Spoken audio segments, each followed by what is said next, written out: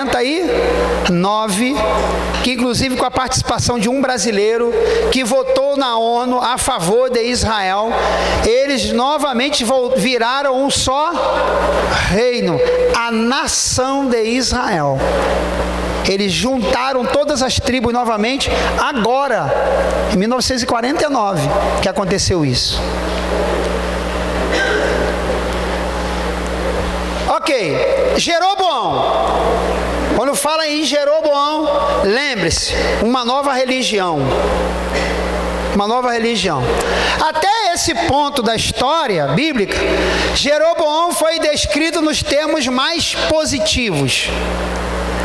Então, veja bem, eu quero ensinar uma coisa para vocês. Quando eu olho para uma pessoa, Deus me deu a capacidade de olhar para uma pessoa e Deus me deu essa capacidade de olhar para ela sobre os aspectos positivos e sobre os aspectos negativos. Está entendendo? Falar bem devagar. Quando eu olho para a irmã Suiane, eu tenho que fazer uma opção. Qual? Quando eu olho para a Galega, eu tenho que mentalizar assim: eu vou olhar os aspectos positivos ou negativos? Não, eu tenho que decidir. Porque se eu começar a olhar para a irmã Suiane e colocar na minha mente assim, vou olhar os aspectos negativos, aí a minha visão vai ser aonde? No defeito. O pé dela que é torto.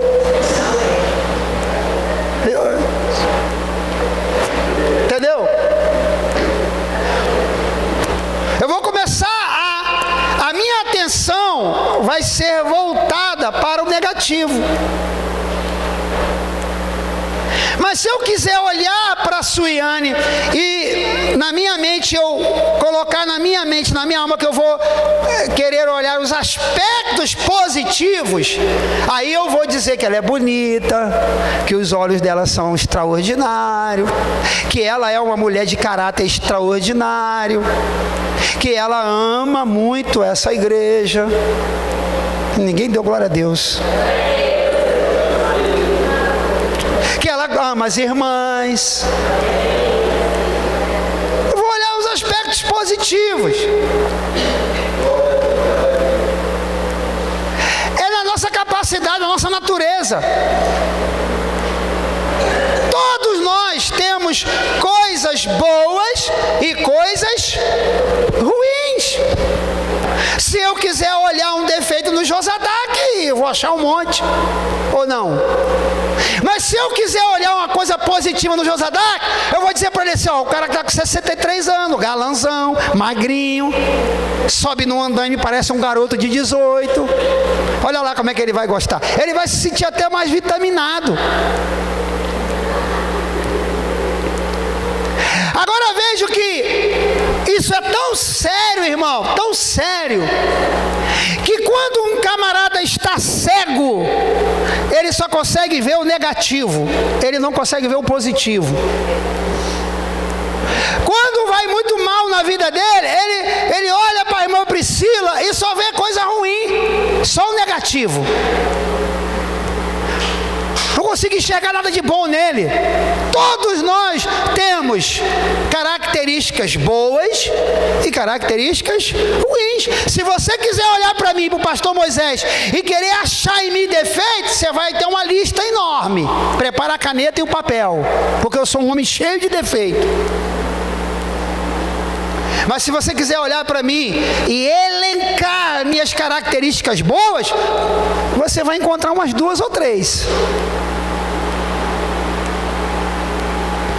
Ou alguém aqui não tem característica ruim, só boa. Se você só tem característica boa, você está merecendo subir para a glória. Porque nem o apóstolo Paulo,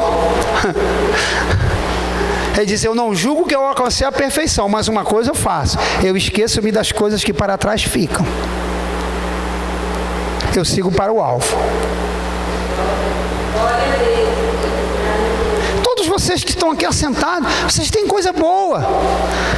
Eu me lembro que eu escrevi uma vez um artigo para uma revista assim, Pense Positivo, falando sobre a vida de José. José, quando sai do cárcere, o faraó está agoniado. Josadaque, o faraó está sem dormir, porque ele tem um sonho apavorante. Vacas magras que comem as gordas, espigas, um vento, sai do rio. Ele está apavorado, nem os magos, nem os feiticeiros que estavam perto dele conseguiram interpretar.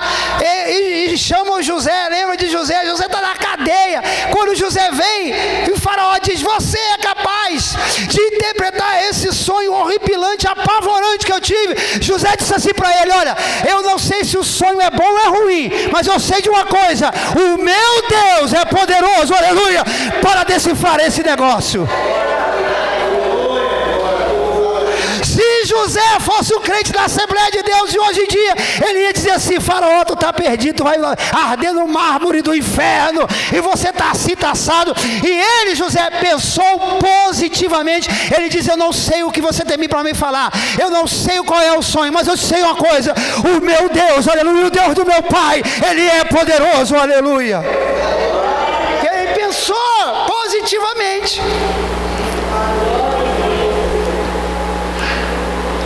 Ele olhou as circunstâncias sob a ótica positiva.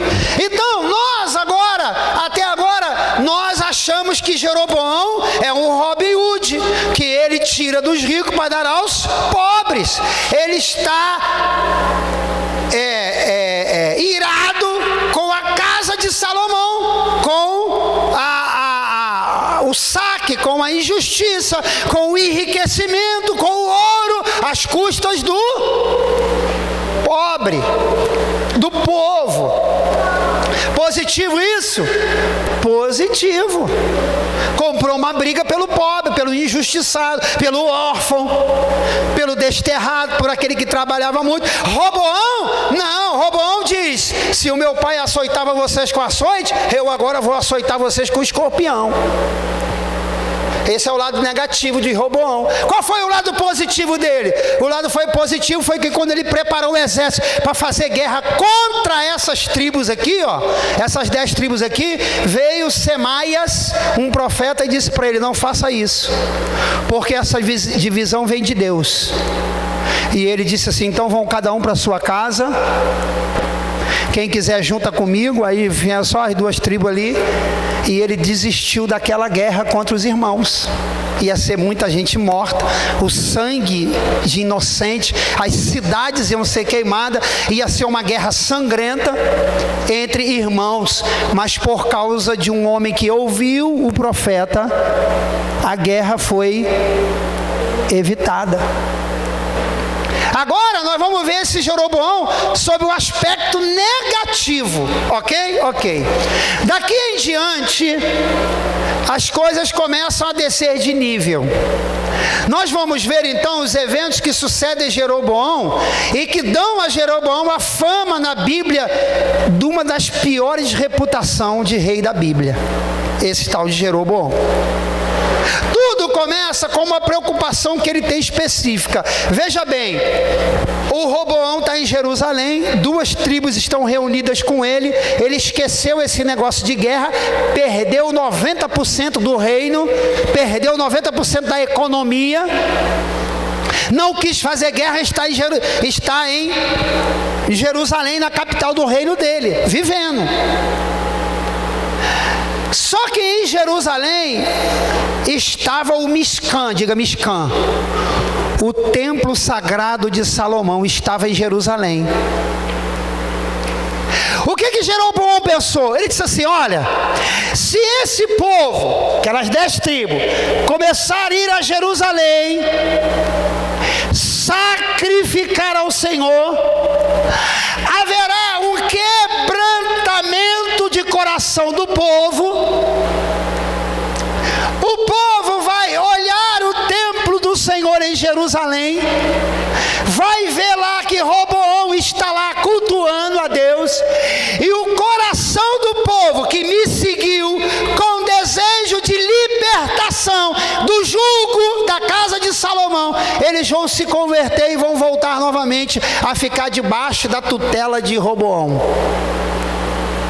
Qual era o temor dele? ele, diga assim comigo, que o povo fosse a Jerusalém e que o coração do povo se quebrantasse.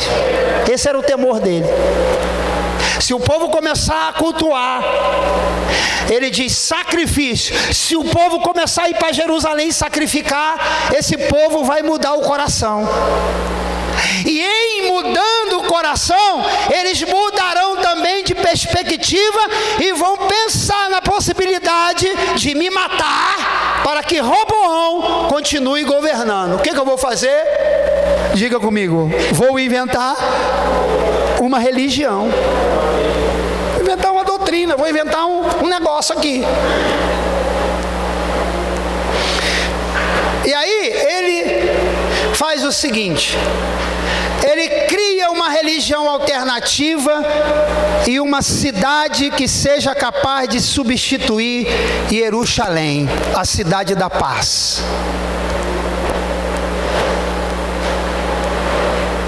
Eu disse que hoje ia ser forte. Para isso, ele começa a instituir novas práticas religiosas. Ele faz uma reforma religiosa do povo. Ele muda pensamentos do povo, religioso do povo, aquelas 10 tribos. E o que ele faz? Primeiro, ele fabrica 2 centros de culto, um em Dan e outro em Betel. Ele coloca 2 cidades, uma no sul e outra no norte, Dan e Betel, para marcar o território dele, o reino do norte, certo? Um lá, um centro lá e outro cá, para que aquelas pessoas que tinha o costume de ir para Jerusalém, não vai mais, agora vai para Dan. Ou se você morar perto de Betel, vai para Betel. Se morar perto de Dan, vai para Dan. Dan e Betel passam a ser centros espirituais que são substitutas a Jerusalém. E ele argumenta o seguinte: povo, é pesado demais para vocês subirem a Jerusalém, é longe, o caminho é difícil, é complexo, é complicado, leva 3 dias para ir a Jerusalém, dependendo de onde você mora. Faz o seguinte, cultua pertinho da tua casa. Eu vou criar aí um altar e vou criar aí um bezerro de ouro e você cultua aí perto da sua casa, porque você ir para a igreja é longe demais. Fica em casa vendo Netflix. Como é que é o negócio? Ou então esse joguinho aí que vicia a pessoa, como é que é? Freeform, como é que é? Free Fry. Hã? Meu nome? Free Fry. É muito pesado para você ir para a igreja. Fica em casa vendo o Fla-Flu. Está entendendo? O sofá da sua casa é mais convidativo do que o banco da igreja. Está entendendo? Quem está entendendo, diga glória a Deus. É demais para você ficar indo para a igreja. Fica em casa, eu vou criar um altar, vou meter um bezerro de ouro perto de você, e você, onde estiver, na comodidade da sua vida, você cultua aí. Então ele, ao fazer isso, ele está dizendo para as pessoas: não percorram mais o caminho que leva até Jerusalém, aonde está o templo do Senhor. Não há mais necessidade disso. Não tem mais necessidade de caminhar. Não tem mais necessidade de caminhar. Entre outras coisas.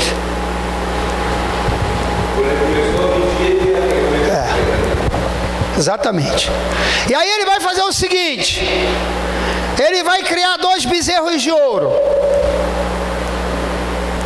Vocês lembram 2? Vocês lembram que teve uma passagem na Bíblia que teve um bezerro de ouro? Onde foi? No livro do Êxodo. Arão Moisés demorou a descer do monte. Arão se cercou, que era um homem extremamente manso, mas fraco. O povo foi lá e disse: Arão, não sabemos o que aconteceu com Moisés, se ele está vivo, se ele está morto. Vamos pegar o ouro que nós temos e vamos fazer um bezerro, vamos adorar. E Arão foi e disse: traz-me o ouro. Ele fundiu o ouro, criou o bezerro. E quando Moisés desce no meio da montanha, ele escuta uma festa, um alarido, o povo festando. Ele pergunta para Josué: o que é isso que está acontecendo no meio do povo? Josué disse: isso aí é alarido dos vitoriosos, é cântico de alegria, alguém está cultuando. Quando Moisés vê o bezerro, o que ele faz? Aquele boi, aquele bezerro feito de ouro, e o povo adorando, fizeram um altar, e Arão se transformou no sumo sacerdote. O que aconteceu que Moisés fez? Ele estava com 2 tábuas da lei. O que ele fez com as tábuas? Quebrou a tábua.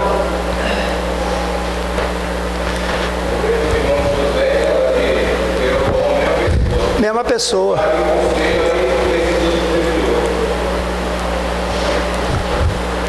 Cadê os pregadores? Aqui na nossa igreja tem um monte de pregador. Eu vou dar uma dica para você pregar. Esse texto que eu estou falando aí. Fala para